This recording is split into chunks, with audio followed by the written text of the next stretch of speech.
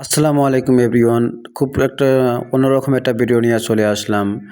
পৃথিবীতে সবচেয়ে বড় রোগের নাম হলো টেনশন। কারণ প্রতিটি পুরুষ কিন্তু যখন বিয়ে করে তখন কিন্তু একরকম, বিয়ের আগে কিন্তু একরকম। বিয়ে করানোর পরে তাদের মাথায় কিন্তু প্রতি মুহূর্তে কিন্তু টেনশন ঢুকে যায়। হয়তোবা সংসার, স্ত্রী, বাচ্চা, পোলাপান এবং ফ্যামিলি নিয়ে সব রকমের। কিন্তু যখন তার ইনকাম যখন অল্প থাকে তখন তাকে স্ত্রী বাহানা করে যাব কক্সবাজার।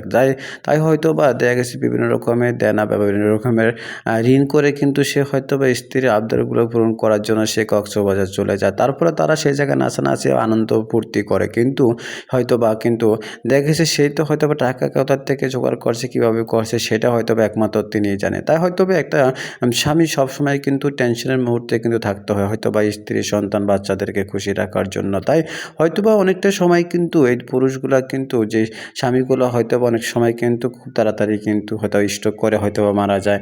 সব রোগেরই ওষুধ আছে কিন্তু এই টেনশনের রোগের কিন্তু কখনো কোনো ওষুধ নাই। তাই হয়তোবা পুরুষগুলো অধিকাংশ সময় কিন্তু আমরা দেখি কিন্তু অল্প বয়সে হয়তো চলে যেতে হয় পৃথিবীর ছেড়ে। তাই হয়তোবা আমি নারীদেরকে বলব বেশি আশা কখনো করা যাবে না। কারণ আপনার স্বামীর হয়তো যতটুকু ইনকাম ততটুকুর উপরে নির্ভরশীল আপনার হতে হবে। আনন্দ হয়তোবা আপনি করতে